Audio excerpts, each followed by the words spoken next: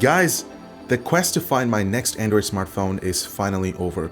Google has bestowed upon us two of their flagship smartphones for 2017, and let me tell you, the competition is getting tougher, which is a good thing. And I can't wait to give you guys my full review on these two new devices. So what are we looking at? Well, say hello to the Pixel 2 and the Pixel 2 XL. These are successors to the very popular Pixel and Pixel XL smartphones, and interestingly enough, Google is taking a completely different approach with these smartphones, unlike the competition, by combining AI, software, and hardware, and we'll talk about that in a bit. I was fortunate enough to get my hands on these two new devices, so here's my initial take on them. But first, a quick message from our sponsor.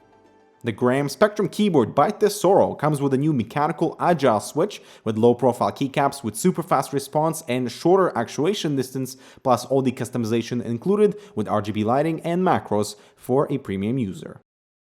Alright, as always, let's talk about the design, and I want to kick things off with the Pixel 2 XL, because I feel like a lot of people might end up leaning towards this guy over the Pixel 2, and I'll elaborate on that a bit later. The XL is crafted in an all-aluminum body, but on top of that, they've added a premium hybrid coating material that kind of resembles the texture on my IKEA desk. I'm not joking, it seriously does feel similar. I can't technically describe the exact material being used here, but it really does feel similar, which isn't a bad thing to be honest though. In fact, both the Pixel 2 and the Pixel 2 XL feature the exact same material. They're built really well, and I prefer this design over glass backs found on other flagships offered by Samsung and LG. The downside to an all-aluminum body is the lack of wireless charging, and unfortunately, both Pixel phones don't support that. The display on the Pixel 2 XL spans at 6 inches, and it features an 18:9p OLED display with a resolution of 2880 by 1440, so it's similar to the resolution found on the LG G6. Meanwhile, the Pixel 2 features a 5-inch 1080p AMOLED display. Now, to be honest, I'm really not liking the design on the new Pixel 2 smartphone because it just doesn't fit in with the rest of the smartphone flagships of 2017. The thick bezels, they just stand out. I mean, it stands out in a weird sort of way because if you compare it to the competition like the Samsung Galaxy S8, the LG G6, it just doesn't fit in. I mean, if this smartphone was released like 2 years ago, I wouldn't mind the design at all because it would then fit in within the standards back of the day. But now that we're so much into admiring the design from Samsung and LG, it just stands out in a weird way. Now, the Pixel 2 XL is a completely different story. I absolutely love the screen to body ratio on that phone compared to the Pixel 2. It does come with an 18:9 aspect ratio, and they did manage to squeeze a 6-inch display, so that's pretty awesome. I really can't wait to get my hands on that phone compared to the Pixel 2. So my excitement level is a lot more higher on the Pixel 2 XL versus the Pixel 2. That's just my opinion. Now, one of the major advantages to this design is the implementation of front-facing speakers, and Google did manage to fit 2 of them on the Pixel 2. But interestingly enough, it's also available on the Pixel 2 XL, despite the almost bezel-less design, and that to me is pretty amazing. Now, when you compare the XL to something like the Galaxy Note 8, you're obviously going to notice the difference in bezels. It's hardly noticeable on the Note 8, but I think watching content on the Pixel XL 2 is going to be a lot more appealing since you won't get those weird distortions at the edges. Wrapping up the rest of the specs, both the Pixel 2 and the Pixel 2 XL feature the Snapdragon 835 CPU, 4GB of RAM, IP67 water-resistant rating, 12-megapixel rear-facing cameras, which we'll talk about shortly. Both variants come in 64 and 128GB variants, but unfortunately, they're not expandable. Really, Google? You really had to do that? Take away the most important feature that we all cherish? I mean, if you look at the competition, the Galaxy S8, the Note 8, the LG G6, the V30, they all come with storage expansions. Why not this phone? I don't know. But hey, they're at least giving us unlimited storage for photos and videos in original quality for 3 years, and high quality storage unlimited after that. Coming to think of it, it's actually a much better deal than paying for iCloud storage for iPhone users. So Apple, if you're taking notes, then this is a great thing to add on your list.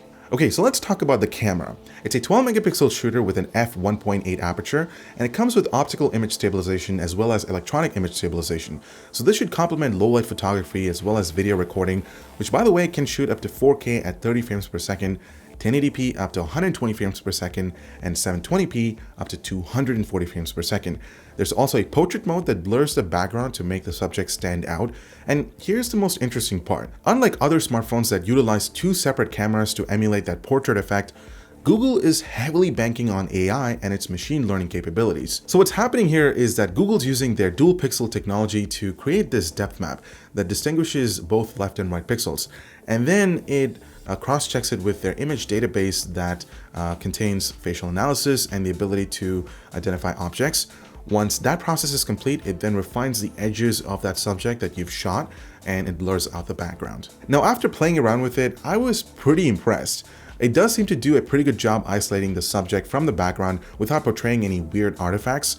Again, this all depends on your lighting situation, the composition, and how complicated the shot is.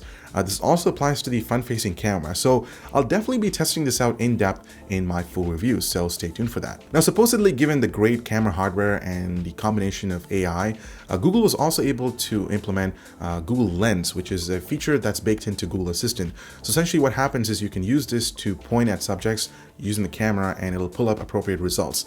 So in my case, I was able to point it at a camera and it was able to identify what type of camera it was and where I can purchase that camera with all the appropriate links within Google search engine. And I guess that's where I'm looping back into my first point that I mentioned in the beginning of this video, where Google is taking a completely different approach, unlike some other smartphone brands, where they're combining AI, software, and hardware to create this seamless experience to make your life easier. Again, this has to be validated, so like I mentioned in the beginning, I just can't wait to get my hands on the Pixel 2 XL smartphone and test out some of the AI features that's built in.